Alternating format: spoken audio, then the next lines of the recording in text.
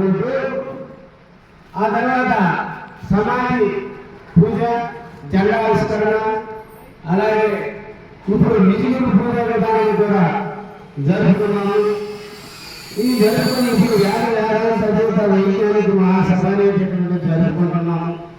ఈ సభకి సర్వాధ్యక్షుడు జ్ఞానోదయ రామ్మూర్తి నాయుడు గారి పాదపద్మను హృదయపూర్వక నమస్కారాన్ని తెలుపుతూ, అలాగే సభా ఉపాధ్యక్షులైనటువంటి సమరస ప్రజ్ఞమైన విలక్షణ కరి మహారాజ స్వామి వారికి, అలాగే శుద్ధ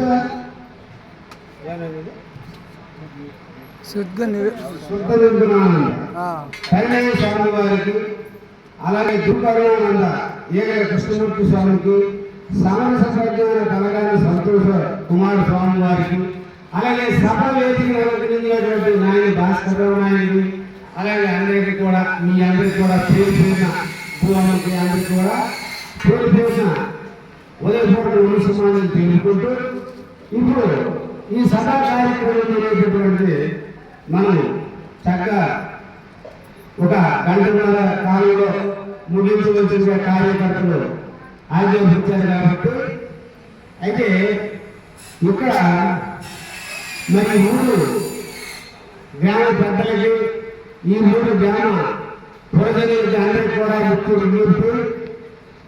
ఎందుకంటే ఈ ధృవ కార్యక్రమం అనేటటువంటి చాలా విశిష్టమైనటువంటి, మళ్ళీ మనకి ఈ మానవ జన్మ రావాలంటే మరి రాదు. కాబట్టి అందరూ కూడా ఈ ఒక్క వాక్యాలు వినవలసిందిగా కోరుకుంటున్నాము. ఎవరైనా దీని ఆసక్తిగా ఉండేటటువంటి మానవులు ఎవరైనా ఉంటే దీన్ని గృహోపదేశం మంచి గురువుని ఎత్తుకుని గృహోపదేశం పొంది తరించగలరని కోరుకుంటున్నాం. అందుకే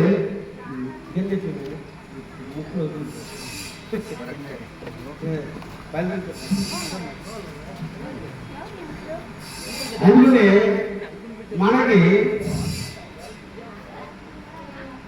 అన్ని జన్మల కంటే మానవ జన్మ ఉత్కృష్టమైనటువంటి జన్మ కాబట్టి మనము ఈ మానవ జన్మను సార్థకం చేసుకోవాలని మన పెద్దల యొక్క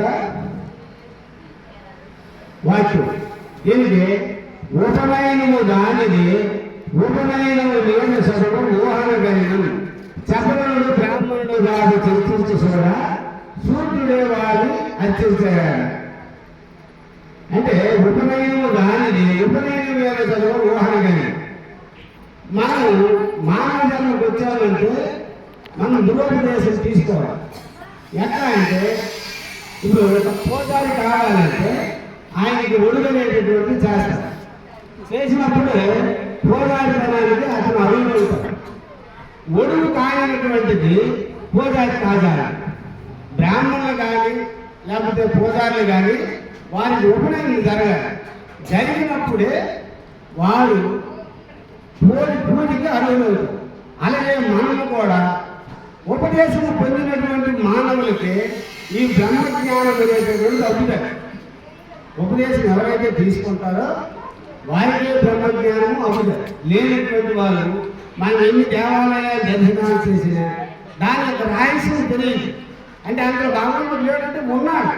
ప్రహ్లాదు అన్నాడు, ఇది కాదు అందులో లేడు, చదివేవాడు శక్తి సర్వోపతలు ఎందుకు ఎత్తినా అందుందే కాదని అంటాడు ప్రహ్లాదు. కానీ ఆ విషయం మనకు తెలియబడాలంటే ఏం చేయాలి? గురువు దగ్గరికి చేరాలి. అప్పుడు పరమాత్మ ఏ లోపల ఉన్నాడు అనేటటువంటి విషయాన్ని మనకు తెలియబడుతుంది.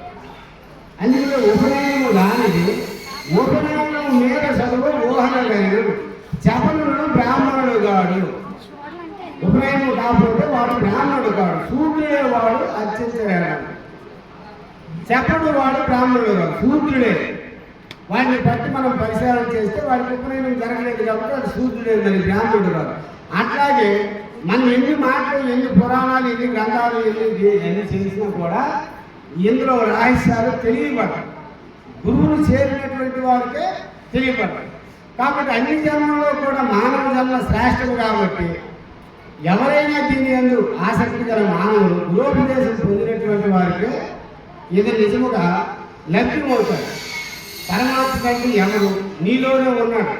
ఎక్కడ ఉన్నాడు అనేది దేహో దేవాలయ ప్రాంత జీవదేవో సదాశివ పొంద అజ్ఞాన నిర్మూలనం స్వాహంభమైన పూజ. ఆ పరమాత్ముడు అనేటటువంటి జీవదేవుడై నీలోనే ఉన్నాడని అది స్పష్టంగా మనకు తెలియబడేటటువంటి విషయాన్ని మనం చక్కగా గ్రహించాలి. ఆ గ్రహించినప్పుడే అంటే గ్రహించాలంటే ఏమి కావాలి? గురోపదేశం. చుట్టూ తిప్పి ఎక్కడ తీసుకొస్తుందంటే గురోపదేశం దగ్గరికి తీసుకోవాలి.